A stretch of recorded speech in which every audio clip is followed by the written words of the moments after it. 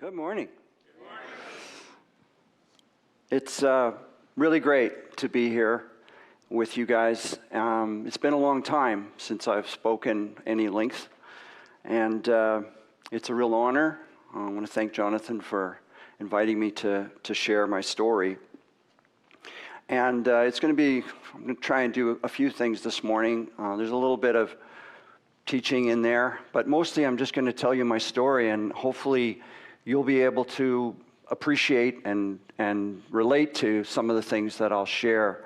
I think I can confidently say that probably everyone who follows Christ will have some touch points. And if at the end of all of this, you really would like to, hang out and talk and pray about anything that's going on, and you feel that I have something to share, I'd be happy to help, happy to pray with you, come alongside. We are all just pilgrims, aren't we? We're just followers of Christ. None of us are special. None of us have, we're not better than anybody else. And my story is just my story.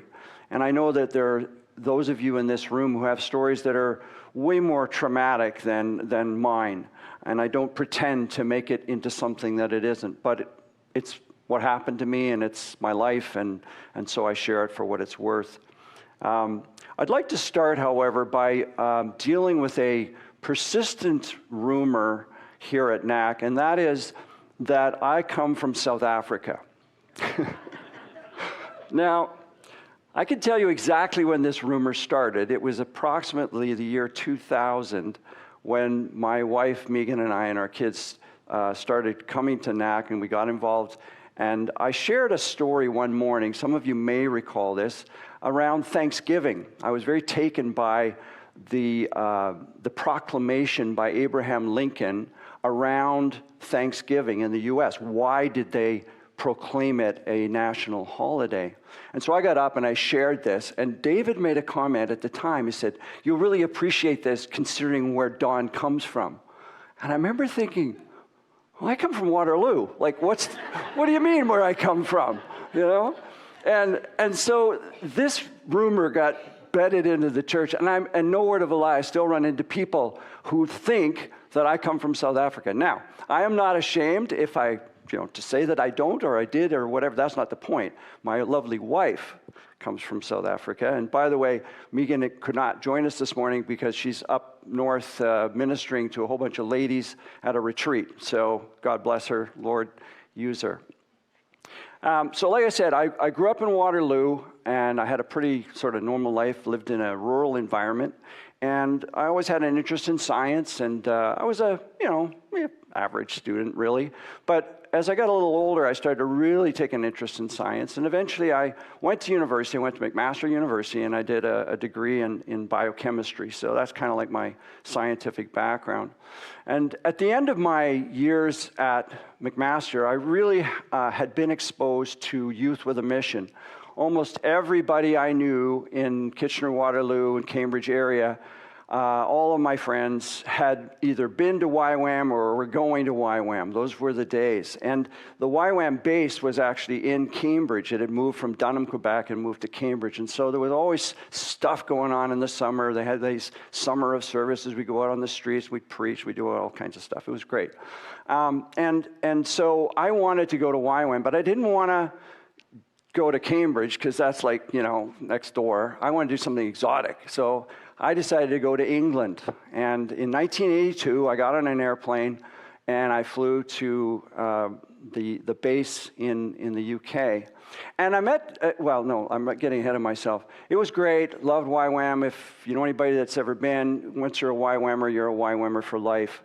And but during the course of that 5 months that I was there, I met this very nice young lady from South Africa, to whom I've been married now for 43 years. Is it 43? Oh, I probably got that wrong. Sorry, honey.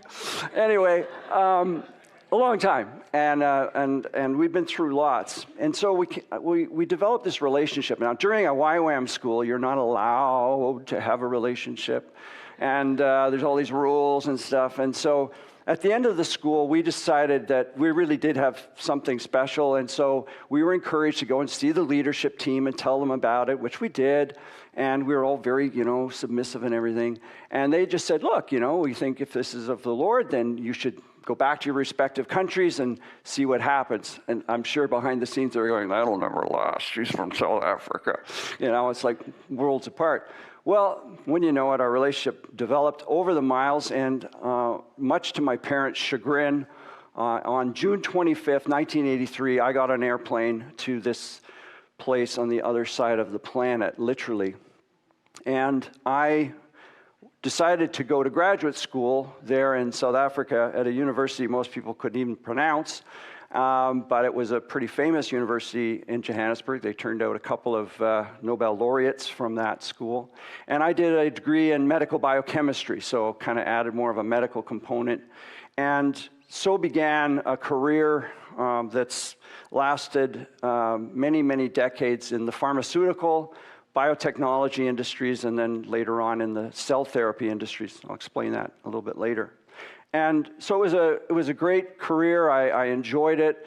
And at the same time, as Jonathan mentioned, I got involved in ministry with Reasons to Believe, which is a science and faith sort of think tank. So I was using the science both in terms of ministry as well as in the workplace. And like I said, I had a pretty good career. I worked for a number of companies. And we lived in South Africa for 14 years. So I was there a total of 14 years. And we came back to Canada in 1997. And we were part of the Vineyard Church initially and eventually landed here at NAC. And we were here for many, many years. So that's sort of the background, if you like. So I was working at a large pharmaceutical company in Toronto. And they were actually the company that brought us back to Canada, all expenses paid. It was pretty amazing. And I don't want to say the name of the company because I know we're online and we're live here, but it's a fairly well-known Canadian company. And I worked there for nearly 20 years. I had a variety of different jobs and things that I did. I was last working as the director for a biopharmaceutical program that we were developing. It was an 8-year program. It had a budget of about $1 billion. And in that year, my last year there, I was responsible for a budget of about $150 million. So it was a, pretty substantial role that I was playing. But on January 31st, 2017, everything in my life changed. Everything. I went into work, normal day, meet with the team. And then I got a call from my boss who said, hey, Don, could you come to my office at 10 o'clock for a meeting? No, my boss would call me all the time to come for meetings. And so I didn't suspect a thing, not a thing. I walk in there, and the HR person is there, and I went, oh, no, because I'd seen this movie before in other people's lives. And sure enough, it was, thank you very much, Don, but you're done. It was surreal. For those of you who've ever lost your job, I don't know about you, but for me, I went into life just stopped and everything, tunnel vision. I didn't believe it. I thought maybe I'll wake up and this will all be a bad dream. But I knew, of course, that wasn't the case. And the way they do this is it's pretty, bang, bang, bang, bang. They don't give you a lot of time to kind of, start sobbing and crying and, getting all emotional and running down the halls and screaming, They don't let you do that. They shuttle you into a room and you meet with this professional, person that's going to help you transition into your new life. It's like, are you kidding? I liked my old life, thank you. Could I have that back? And I remember sitting there and the guy's telling me, he pushes this piece of paper in front of me that's got all the details of, the package and everything they're going to give you. And I'm going, I can't hear a word you're saying, not one word. And my pulse was just pounding, right? Just pounding in my head. And I'm completely disoriented. And I think we have a little video here of kind of what it was like for me. This is really short, but...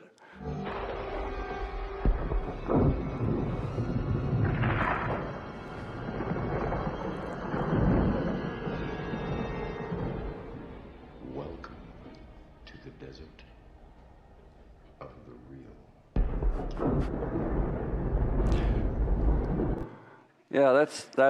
Yeah, definitely that's what it was like, you know.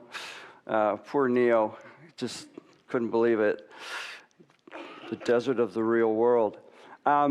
So there's a lot of feelings, a lot of emotions that I went through. I'm sure you've heard about it. You know, you go through the disbelief, you go through the anger phase, you go through the sort of, you know, what can I do about this? How can I get back? Whatever. You go through all these different emotions, and that's just in the first 2 minutes. And then you recycle back through that again. So eventually, they kind of escorted me out the door. The head of security for the company came and did that, which was kind of nice because he was a friend, and you know, he was nice about it. But it was like, okay, here we go.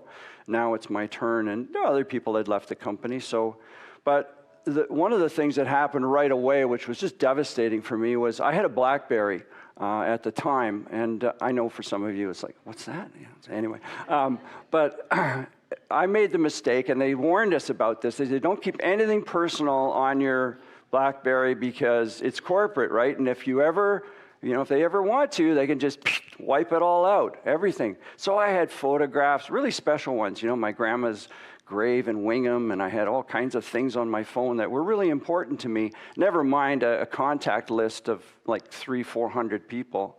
And as I walked out the door, the BlackBerry is wiped clean.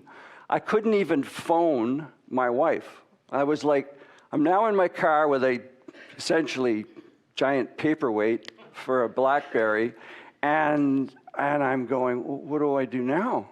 Like, I was completely lost. So I thought, well, who can I see? So I thought, well, my son Nick is right around the corner, and he worked at a company just 2 blocks away. So I kind of drove over there, and I knocked on the door, and I told him, you know, that I was there, and could I see Nick? And, you know, my son came out, and I told him what happened, and he said, all right, Dad, well, let's go for a coffee. So we went, we sat down, we had a coffee, and I remember feeling pretty emotional, and, you know, dads are supposed to be there for their kids, and here's my poor son, Nick, having to deal with me, being a little bit emotional. And to his credit, you know, he just said, Dad, you know what? You're gonna be okay. And sorry. So having Nick there was really great, but now I had to face going home. And what am I going to do when I get home? So I got home. Megan wasn't there. But eventually she came home from whatever she was doing, and she walked in the door, and I just said, honey, I've lost my job. You know, some more tears, more emotions. And it was that night that I really discovered the power of community, because I turned to 2 of my dearest friends who had been part of the cell that we were in for many years. And I lived across the road from Keith and Elizabeth. And so I told Keith what's happening, and he called Kevin, and Kevin came over, and the 2 of them sat down with me in Keith's house. And they just let me talk. They just let me, you know, let it all out, you know, the whole 9 yards, you know, all this snot and trauma, everything, and they were just there for me, right? And you know, I'm so grateful to the 2 of them for that moment, because it got me through it. And they were, of course, encouraging. Of course, they were saying all the right things, but still, everything was just like a blur. About 6 months prior to this day, I had booked to go and see a concert with John Asbury and his daughter, Michelle. And it was a concert with a guy called Neil Morse. How many people have heard of Neil Morse? Okay, a few of you. Okay, good. Well, by the end of today, you're going to know a lot more about him. He's a Christian prog rocker, for lack of a better term, progressive rocker. And he writes these fantastic concept albums. And so that night, we were supposed to go to this concert. And I turned to Megan and I said, honey, I don't feel like going to a concert, now, after everything that's happened. I just want to sit at home and be miserable, basically, is what I was saying to myself. And she said, well, I really think you should go. And I said, but eventually I did. So we went to the concert down in Toronto. And that night, I didn't know, I knew none of the songs. This is a concept album. It was brand new, so we're listening to the concert. It was pretty amazing. And halfway through, there was this song called The Breath of Angels. And I remember standing there going, Lord, this is, thinking about my life. What am I going to do? I was so concerned, obviously, having lost my job. What about the future? Am I going to be able to are we going to have to sell the house? Am I going to lose? Am I going to chew up all of our investments because I'm old and I'm not going to get a job, and all these thoughts, And this song, Breath of Angels, turned out to be like a worship song for me. And the words are really powerful. And in fact, it's so powerful that when I talked to Jonathan about it, he said, well, I think we should play it. So we're actually going to play it later. I had never been a consistent journaler. I've written stuff down in my life. I've been a Christian since 1973, and I kept various things. I would write stuff in, whenever I felt there was something really cool that I wanted to write down, but I wasn't consistent in my journaling. But all of a sudden, one of the real benefits of losing your job is that you have time. You now have time on your hands, and it's like every day you have time. So it was like, okay, so maybe I should spend more time, reading my Bible, praying, and maybe, so I started to write some things down, and this is my journey. This is now what I want to share with you. So, from Matthew 6, I heard a sermon around about that time was talking about not worrying about tomorrow, but to trust in God, right? You all know the passage in Matthew 6. And the question that I wrote down was, can I really trust God to provide for me when lots of people around me who were my age and even younger were not finding work? It's easy to say, oh, well, God's going to look after you, as in he will give you a job, which is the way I was thinking. And I was concerned because maybe I won't. Look at that guy. Look at that guy over there. I mean, he's been 18 months. He still doesn't have a job, And I started going into this spiral down. And from Psalm 13:5, I read, I trust in your unfailing love. But when I read it, I was aware I didn't. I wasn't trusting in God's unfailing love. I was full of fear, okay? When we get into trouble, we typically run to God, right? But when we're not in trouble and life's going along pretty cool, we're just ticking and bopping. God kind of can slide over to the side, and we forget about him, and we're not consistent in our relationship with him. That certainly was me. I was running to God at this point, but I was running to God to talk him into doing something that I wanted. What did I want? I wanted a job. I wanted to get back to normal life, right? I wanted him to fix my problem. But he wanted me to want him.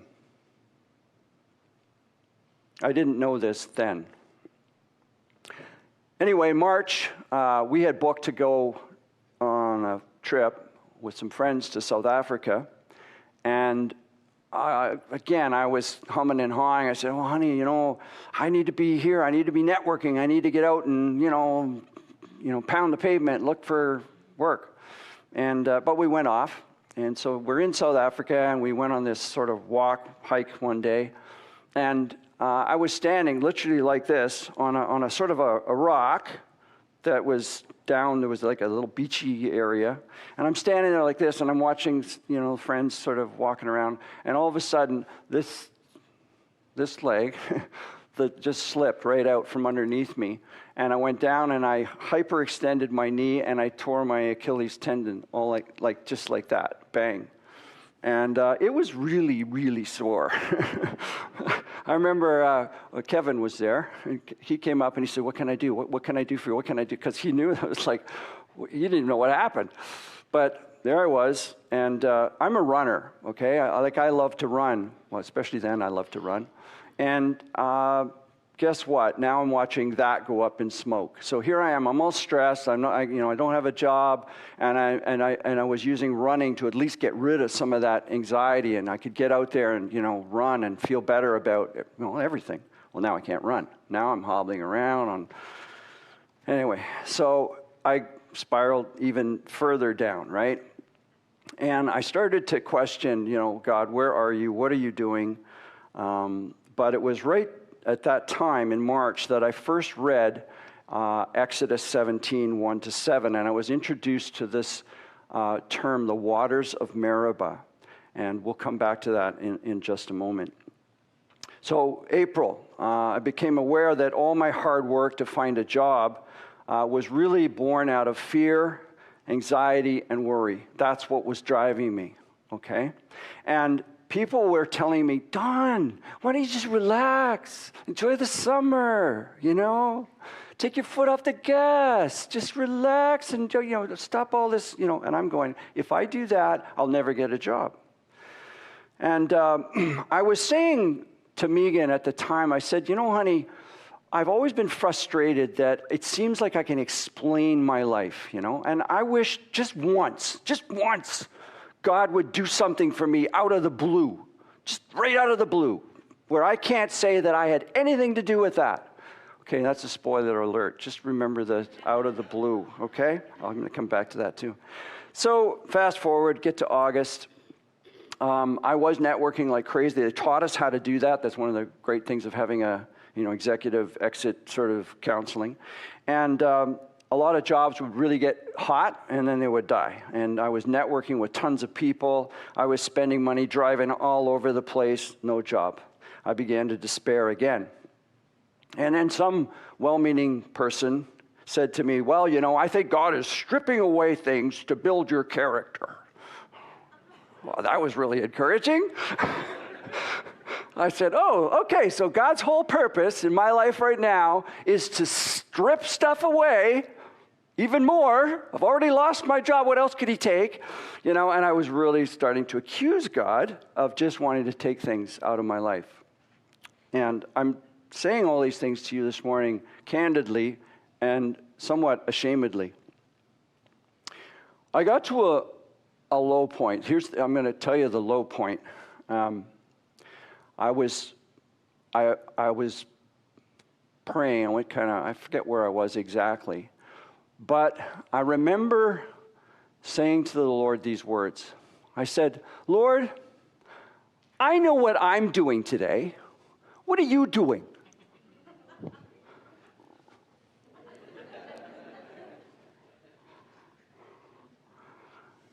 It's a good thing God has got big shoulders and that he's confident in himself and doesn't worry about his people and what they might say. But I am ashamed that I got to that point. So on the 8th of November, 2017, it had been 10 months. And I had received yet another rejection from yet another company, and I felt pretty down. And I sat down for my quiet time, and I read Psalm 95, where this Meribah place is mentioned again, and it sounded familiar. So I decided maybe I should investigate what this is all about.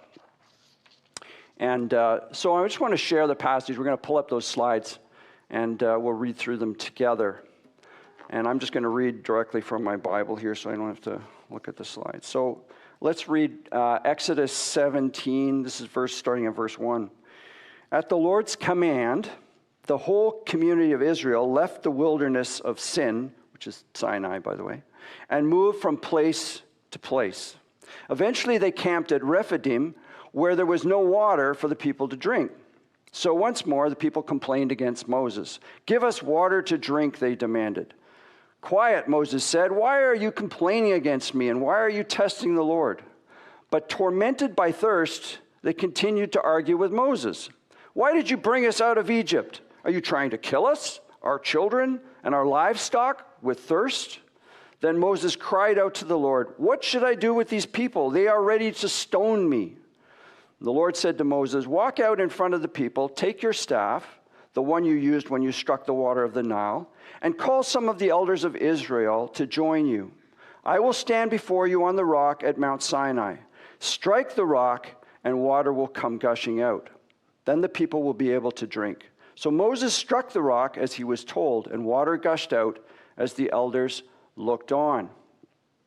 Moses named the place Massah, which means test, and Meribah, which means arguing or quarrel, because the people of Israel argued with Moses and tested the Lord by saying, "Is the Lord here with us or not?"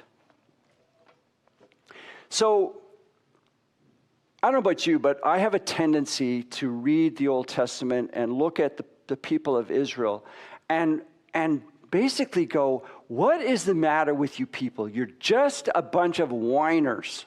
Like, you're walking around, you complain. God does these fantastic miracles. Like, he split an entire, part of the Red Sea in half so they could walk through. And then it seems like just the next day they're going, "Well, we don't have anything to eat." Well, okay, you think that's a problem for God? Like, he moves oceans apart. And then so he gives them food. And then, but we don't like this. And we wish we had the leeks and the onions back in Egypt. And it's like you read this stuff and you go, man, what is wrong with you people? Well, I have a new respect for the children of Israel. I really do.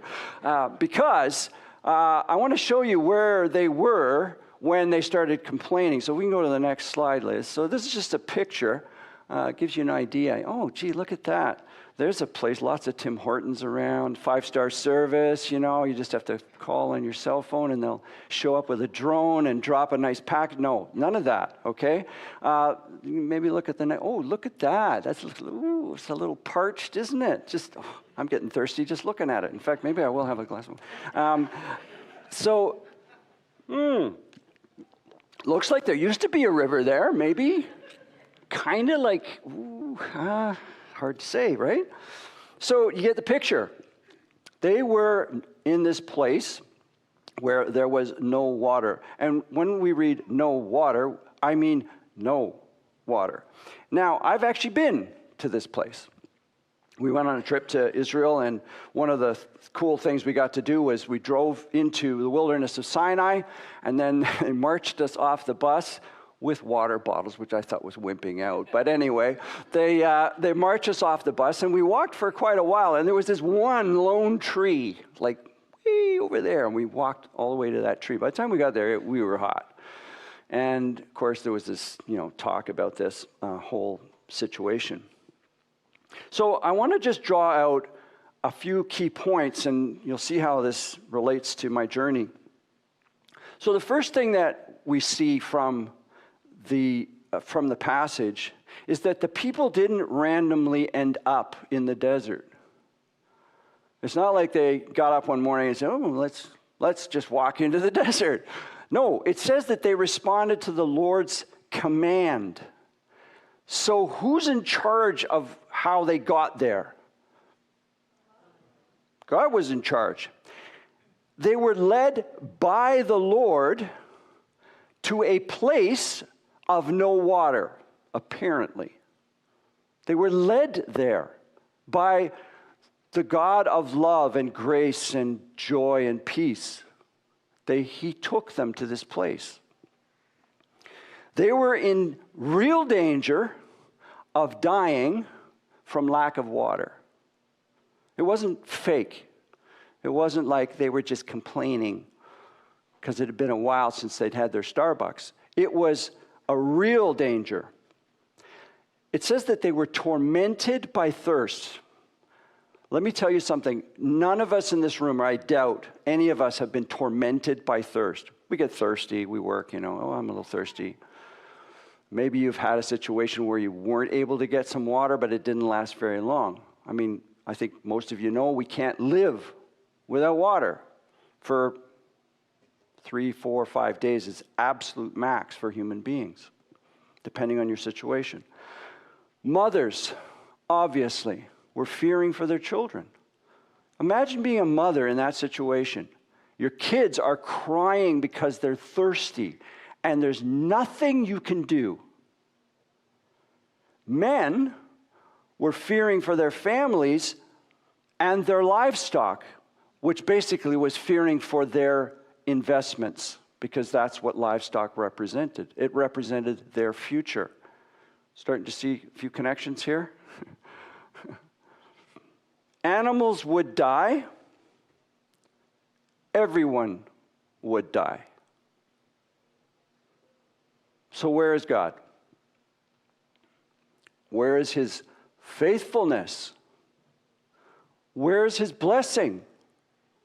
Imagine yourself in this situation.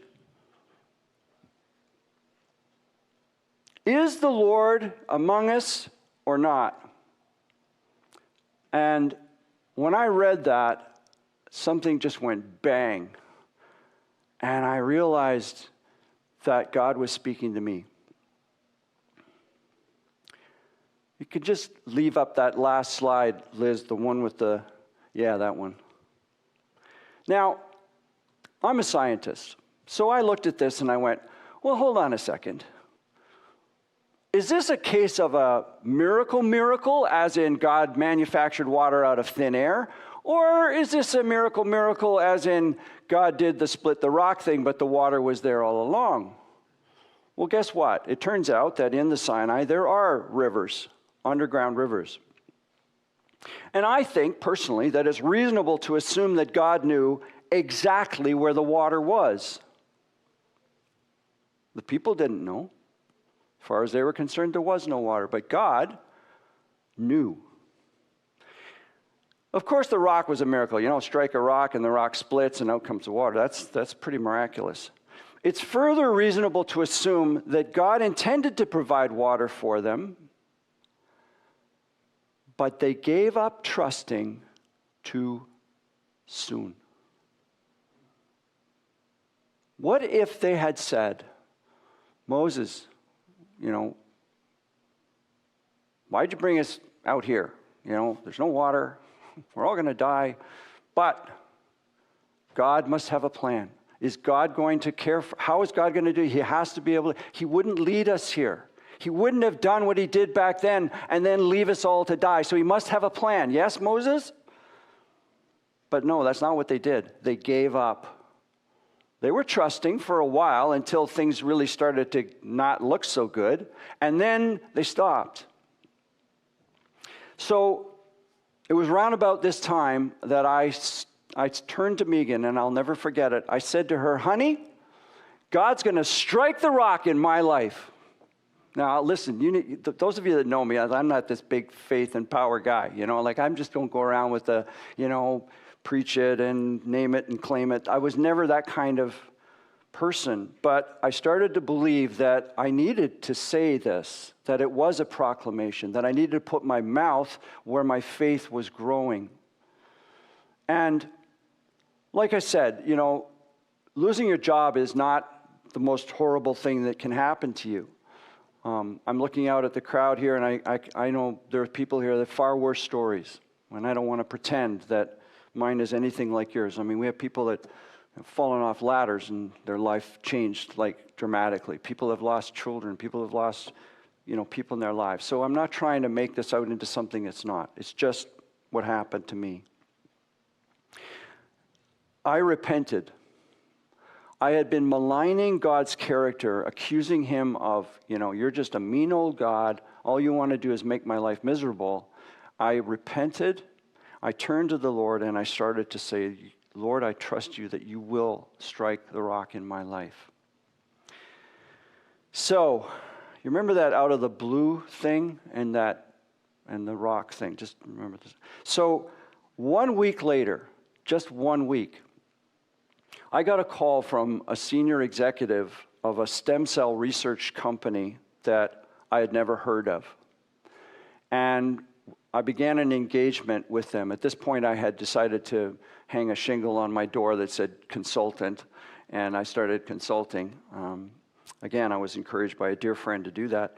And this person said, where they were from. Now, I don't have a contract with them or anything at this point, but fast forward, I did end up signing a contract and working for them. And the name of the company, I will tell you this, was Blue Rock. And it was the 17th of November that I got the call. Exodus 17, Blue Rock. I think God has a sense of humor. So I was supposed to work for them for about 3 to 6 months. That was the deal. That ended up lasting 3.5 years. I did some preliminary work for them, and then they said, gee, Don, that was great. Do you think you could actually come on board and run a program? And so they asked me to head up the cardiac program, which was involved in injecting cells into hearts to basically grow brand new heart tissue. I worked a little bit in Parkinson's disease, and I also worked in the immunology side with T cells. But the key is that during this time, working for this company, God restored many of the years and far more that the locusts had eaten. I was worried when I wasn't working that I was, chewing through this package that I got, because it was, it's limited, right? And that I was going to start to chew through all our investments, and then I was going to end up, penniless. And God blessed me and us through this company. And then I worked for another company when that came to an end. And that company was called Turnstone. I said to the Lord, what's with the stones and rocks thing? Really? Come on. So I want to draw this to a close, and I want to just share kind of what I've learned about things since then. The thing I noticed is that Israel really suffered as they walked towards God's promises. Think about that for a minute. Suffering is when, your life's not going well. But what if God's plan for you to follow and get to the promises that he has for you actually require suffering? Because they suffered, not just once, not just twice, many times. I believe that life is about suffering as we walk toward his promises. Part of God's goal for us in this life is that we learn to have no other gods before him. The number one sin of Israel was not faithlessness and all that stuff. It was idolatry. They kept substituting other gods for the God of Sinai, the God that delivered them out of Egypt. And God had to, for their own sakes, get rid of that sin from the nation of Israel. And it's interesting that it took 2 major events later on. Exile to Babylon for Judah and exile to Assyria for Israel. Both of them were traumatic to the history of the nations of Israel and Judah. But it cured them of idolatry.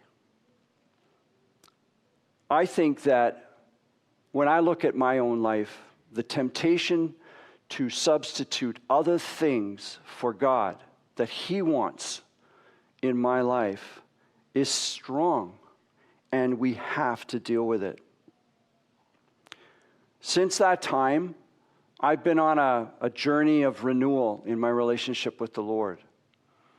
I used to think that, I prayed this prayer in 1973, and I got filled with the Holy Spirit a little after that, and I read my Bible, and I pray, and I go to church, so I'm good. Tick, tick, tick, tick, tick.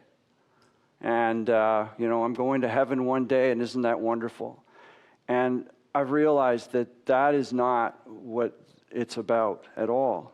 It's about a real relationship with God, a love relationship where we walk with Him all the time, and that we can talk to Him, and He wants to talk with us. He wants to share His heart with us, but we need to come aside. We need to let Him. And we need to be sure that we have no other gods before Him. I haven't arrived at any kind of a, spiritual pinnacle. In fact, far from it. I'm learning every day through all kinds of circumstances and through all kinds of people. But seeking Him and knowing Him intimately is where I'm at right now. And maybe, perhaps another time, I can share more about that. So, God was faithful. But when I look back on the time, I still feel a little bit guilty because I didn't understand what I do now about His desire for intimacy with me. I look back on it and I realize, I got to a place of faith, but it was still just based on getting my life sorted. I had faith that God was going to do something, which is fine. It's good. But it's not as good as, Lord, I just want to be with You, and I'm going to love You, and I'm going to trust You. For all that other stuff, I'm going to put it aside for now because I want to just be with You. And I look back and I think, wow, so much of my seeking God was so I could get something. And there's nothing wrong with going to God and saying, God, I need help. There's nothing wrong with that. Don't mishear me. But what I'm saying is we need to start with, Lord, You are enough for me. I don't need You and the pots and pans. I just need You. Thanks for listening. I hope that you feel encouraged that whatever you're going through or whatever you've been through, that God has a purpose. You don't have to know what it is. You may not know what it is, but there's one thing you do know, and you can know, and you must know. And that is that whatever it is, He wants you. He wants you to draw near to Him. And when you do, He is sufficient. So, Jonathan always closes by saying, more than coming to church and doing church, go and be the church. And I always like that because it is who we are. We reflect Jesus. And the more we hang with Him, the more we are with Him every day, the more we reflect Him. And the more the world will smell Him around us and know that we've been with Him. So go in peace. If you'd like prayer for anything that you may be going through right now, there's people that will gladly come, and I'll hang around a little bit, and I'd be happy to pray with you. So go in peace. Go in Jesus' joy. Amen.